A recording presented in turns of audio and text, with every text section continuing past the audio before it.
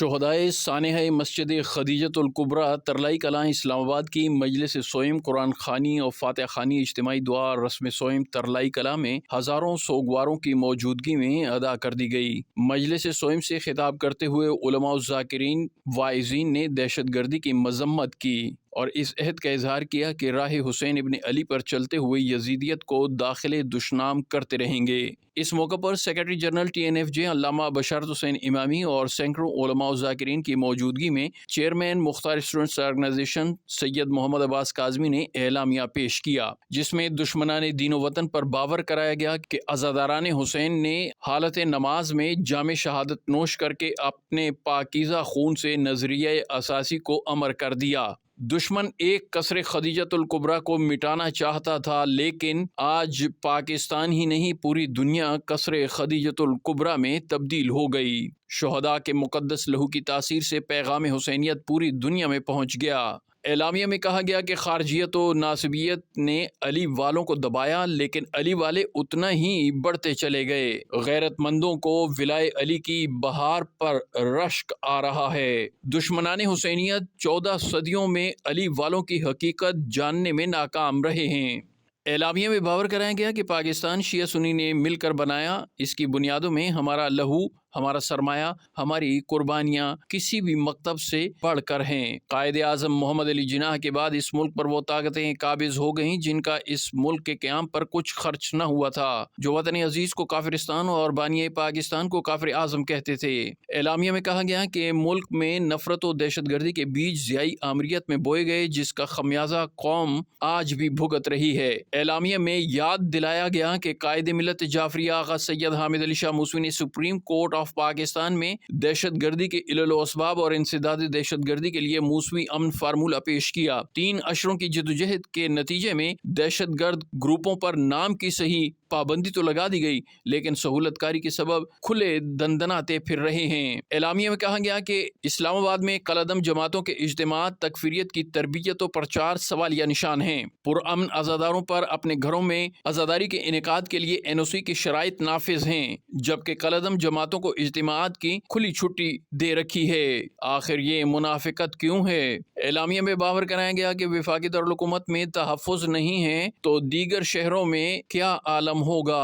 اعلامیہ میں یہ بھی سوال کیا گیا کہ زمانہ گواہ ہے کہ نمازیوں کے خون سے ہولی کھیلی گئی 20 لاشیں اور سینکڑوں زخمیوں کو اٹھا کر بھی شیعان حیدر کرار نے امن کو ترجیح دی۔ چاہتے تو اسلام آباد کو سرخ کر سکتے تھے، لیکن تعلیمات مصطفی و مرتضوی پر عمل کرتے ہوئے امن کو ترجیح دی۔ اعلامیہ میں کہا گیا کہ ارض پاک میں شیعہ سنی مکاتب کے دل ایک ساتھ دھڑکتے ہیں۔ ترلائی کلاں کی سب سے بڑی مجالس کا اہتمام آج بھی اہل سنت برادران کی جانب سے کیا جاتا ہے۔ علامہ بشارت حسین امامی نے سچ کہا کہ یہاں شیعہ سنی کی کوئی لڑائی نہیں، ہم سب بھائی ہیں۔ اعلامیہ میں حکومت کو یاد دلایا گیا کہ وزیر داخلہ یہاں تشریف لائے، انہیں بھی تحریک نفاذ فقہ جعفریہ کے سربراہ علامہ حسین مقدسی نے واضح کیا کہ ہم سانحے کے مجرموں اور اس کے پس پردہ سہولت کاروں کو انجام تک پہنچتے دیکھنا چاہتے ہیں۔ وزیر داخلہ نے 72 گھنٹوں کا وقت مانگا، آج 48 گھنٹے گزر چکے ہیں۔ ہم حکومتی انتظامات اور اعلانات کے منتظر ہیں، اور اگر حکومت نے اس دہشت گردی کے مرتکب عناصر سے کوئی ڈھیل برتی تو ہم حضرت مختار کے ماننے والے اپنا لائحہ عمل مرتب کرنا جانتے ہیں۔ اعلامیہ میں واضح کیا گیا کہ جب علی والے اپنا لائحہ عمل دیں گے تو کوئی طاقت ہمارا راستہ نہیں روک سکے گی، لہٰذا حکومت دہشت گردوں، ان کے سہولت کاروں کو کیفر کردار تک پہنچائے۔ اسلام آباد میں خارجی دہشت گردوں کے سہولت کاروں اور نرسیوں کے خلاف آپریشن کیا جائے۔ اعلامیہ میں تعجب کا اظہار کیا گیا کہ تاحال متاثرین کی کسی مدد کا اعلان نہیں کیا گیا، نہ شہداء کے لواحقین کی داد رسی کے لیے فوری پیکج کا اعلان کیا گیا۔ اعلامیہ میں باور کرایا گیا کہ درجہ اول شہریوں کے ساتھ کوئی امتیاز اور تعصب برتا گیا تو حکومت تمام تر حالات کی ذمہ دار ہوگی۔ اعلامیہ میں یہ بھی کہا گیا کہ تحریک نفاذ فقہ جعفریہ نے بابا سید فرزند علی شاہ کاظمی اور مخدوم سید طفیل سبزواری کی سربراہی میں جعفریہ ایکشن کمیٹی قائم کر دی ہے، جو سانحہ قصر خدیجۃ الکبریٰ کے بعد تمام امور کی نگرانی کر رہی ہے۔ متاثرین لواحقین سمیت دنیا بھر میں موجود موالیان حیدر کرار جعفریہ ایکشن کمیٹی سے رابطہ کر سکتے ہیں۔ اعلامیہ میں کالعدم جماعتوں کی سرگرمیوں کو مسدود کرنے کا مطالبہ کیا گیا، مکتب تشیع کو عقائد کے مطابق زندگی بسر کرنے کے حق کا مطالبہ کیا گیا۔ گیا۔ عزاداری مخالف ناجائز SOP کے خاتمے کا مطالبہ بھی کیا گیا۔ اعلامیہ میں واضح کیا گیا کہ حسینیت کے ابلاغ کو نہ روکا جائے۔ حسینیت کا ذکر عام ہوگا تو فتنہ ہندوستان اور فتنہ خوارج کو کچلنے کا جذبہ پروان چڑھے گا۔ اعلامیہ میں یہ بھی واضح کیا گیا کہ مذہبی جماعتوں کو بیرونی اور اندرونی پراسرار مالی امداد پر فی الفور پابندی عائد کی جائے۔ ابراہیم اسکاؤٹس کے مجاہد شہید ملک عون عباس نے دہشت گرد کو روک کر سینکڑوں نمازیوں کو بچایا، انہیں قومی ہیرو قرار دیا جائے اور سب سے بڑے سول ایوارڈ سے نوازا جائے۔ نیشنل ایکشن پلان کی ایک ایک شق پر عمل کیا جائے۔ آمدہ رمضان المبارک کے پیش نظر عبادت گاہوں، مساجد، امام بارگاہوں کی سیکورٹی کا خصوصی انتظام کیا جائے۔ اعلامیہ میں باور کرایا گیا کہ شہدائے مسجد خدیجۃ الکبریٰ کا خون رائے گاہ نہیں جانے دیا جائے گا۔ پاکیزہ اور مقدس مشن ولایت علی عزائے حسین کا ابلاغ جاری رکھا جائے گا اور یزیدی گماشتوں کی چیرہ دستیوں کو ناکام بناتے رہیں گے۔ مجلس سوئم سے علامہ سید باقر علی نقوی صدر TNFJ پنجاب، علامہ مقصود رضا عابد ناظم الامور TNFJ پنجاب، ذاکر مشتاق شاہ آفجنگ، ذاکر ناہید جگ، ذاکر جون ساوربیل، ذاکر وسیم عباس بلوچ اور دیگر ذاکرین نے بھی خطاب کیا۔ مجلس کے بعد سیکرٹری جنرل TNFJ علامہ بشارت حسین امامی نے اجتماعی فاتحہ خوانی اور دعا کرائی۔ شہدائے سانحہ مسجد خدیجۃ الکبریٰ ترلائی کلاں کی اجتماعی نماز جنازہ ترلائی کلاں اسلام آباد میں ہزاروں سوگواروں، اشک بار آنکھوں، آہوں اور سسکیوں میں ادا کر دی گئی۔ سربراہ تحریک نفاذ فقہ جعفریہ علامہ آغا سید حسین مقدسی نے اجتماعی نماز جنازہ کی امامت کی، جس میں بلا تفریق مسلک و مکتب زندگی کے مختلف شعبوں سے تعلق رکھنے والی شخصیات نے ہزاروں کی تعداد میں شرکت کی۔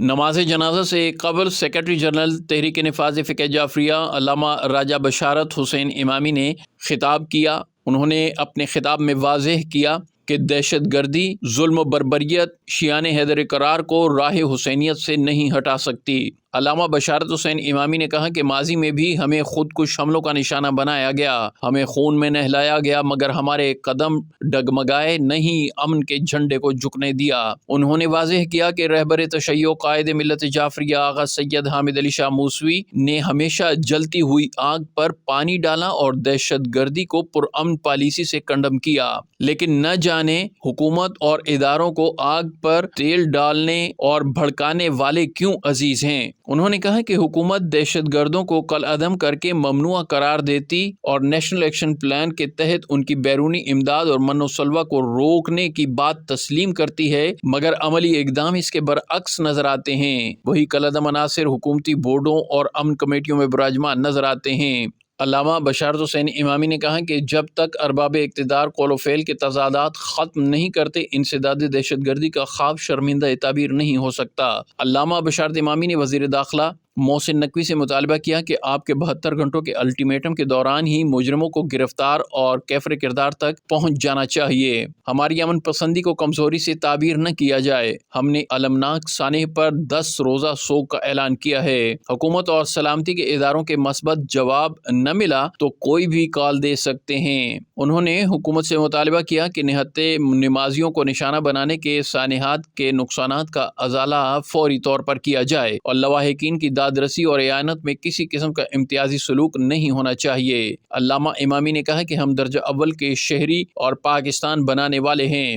بانی پاکستان قائد اعظم محمد علی جناح کے ہم مسلک و مکتب ہیں، لہذا کسی عصبیت کے برعکس مساوی حقوق ادا کیے جائیں۔ علامہ بشارت امامی نے شہدائے ملت جعفریہ ترلائی کے سوئم کا اعلان کیا۔ نماز جنازہ میں وفاقی وزیر مذہبی امور سردار محمد یوسف نے خصوصی شرکت کی۔ اس کے علاوہ سابق وفاقی وزیر جے سالک، سابق chairman senate, secretary general Pakistan Peoples Party Syed Nayyar Hussain Bukhari, IG Islamabad Syed Ali Nasir Rizvi, SSP operation Ali Raza, SSP Humayun اور دیگر اعلیٰ افسران بھی نماز جنازہ میں موجود تھے۔ شہدائے سانحہ ترلائی کی میتیں آبائی علاقوں کے لیے روانہ کی گئیں، جبکہ مقامی شہداء کو ترلائی میں گنج شہداء میں سپرد خاک کیا گیا۔ صدر TNFJ علامہ رفاقت نقوی، علامہ فساد حسین گردیزی اور دیگر علماء نے تدفین کے وقت شہداء کی تلقین پڑھی اور سپرد خاک کیا۔ ابراہیم اسکاؤٹس، مختار اسٹوڈنٹس آرگنائزیشن، مختار فورس کے رضاکار نماز جنازہ میں مختلف ذمہ داریاں سر انجام دیتے رہے۔ تحریک نفاذ فقہ جعفریہ کے مرکزی سیکرٹری تنظیم سید ارشاد نقوی نے تجہیز و تکفین کے مراحل کی نگرانی کے فرائض سر انجام دیے۔ جنازہ و تدفین کے بعد سوگوار آنسو بہاتے ہوئے رخصت ہو گئے اور امام بارگاہ قصر خدیجہ الکبریٰ میں فاتحہ خوانی اور تعزیت گزاری کا آغاز ہو گیا۔ وزیر اعظم آزاد ریاست جموں کشمیر سردار فیصل ممتاز راٹھور نے ہیڈ کوارٹر مکتب تشیع علی مسجد کا دورہ کر کے سربراہ تحریک نفاذ فقہ جعفریہ علامہ آغا سید حسین مقدسی سے سانحہ مسجد خدیجہ الکبریٰ ترلائی اسلام آباد کے المناک سانحہ اور درجنوں شہادتوں پر تعزیت کا اظہار کیا۔ سربراہ تحریک سے وزیر اعظم فیصل ممتاز راٹھور نے دہشت گردی کی مذمت کی اور جانی نقصان پر افسوس کا اظہار کیا۔ انہوں نے سانحہ میں زخمی ہونے والوں کی جلد صحتیابی کی دعا کی۔ سردار فیصل ممتاز نے سربراہ تحریک کو ہر ممکن تعاون کا یقین دلایا اور کہا کہ قائد ملت جعفریہ آغا سید حامد علی شاہ موسوی کی پرامن بصیرت افروز پالیسی کی دنیا معترف ہے۔ سانحہ کے بعد تحریک نفاذ فقہ جعفریہ نے اپنی حکمت عملی اور دانش مندی سے دشمنان پاکستان اور دہشت گردوں کے ناپاک عزائم خاک میں ملا دیے۔ اس موقع پر فاتح خوانی اور شہداء کے درجات کی بلندی کے لیے دعا کی۔ سربراہ تحریک نفاذ فقہ جعفریہ علامہ آغا سید حسین مقدسی نے وزیر اعظم آزاد ریاست جموں کشمیر سردار فیصل ممتاز راٹھور کا قومی سانحے پر مرکز تشیع علی مسجد کا دورہ کرنے پر شکریہ ادا کیا۔ فصل گل ہے اب جہاں میں، اے شہیدو تم کہاں ہو؟ فصل گل ہے اب جہاں میں،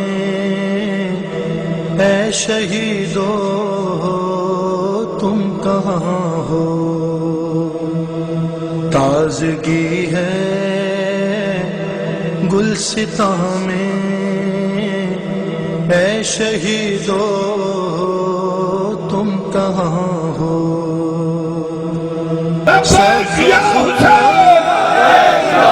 دشت دنیا ہے تمہارے غم میں گریاں، بلبل شاخ گلستان رو رو کہتے ہیں یہ غراں، میرے پھولوں میرے غنچوں،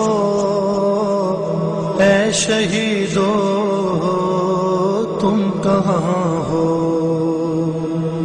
فصل گل ہے اب جہاں میں، اے شہیدو تم کہاں ہو؟ چل کے راہ حق پہ تم نے کام ایسا کر دکھایا، دنیا کی کوئی طاقت ہمیں حق کے راستے سے نہیں ہٹا سکتی، اس لیے کہ لاشیں اٹھانا کوئی نیا کام نہیں ہمارے لیے۔ ابھی آپ نے سنا اکیلے حسین نے کربلا میں 72 لاشیں اٹھائے۔ ہم جذبات سے کھیلنے والے نہیں ہیں، ہم سودے بازیاں کرنے والے نہیں ہیں۔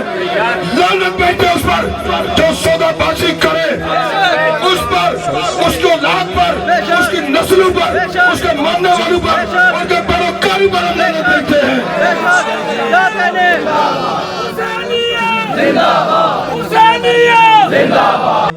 پرصدارے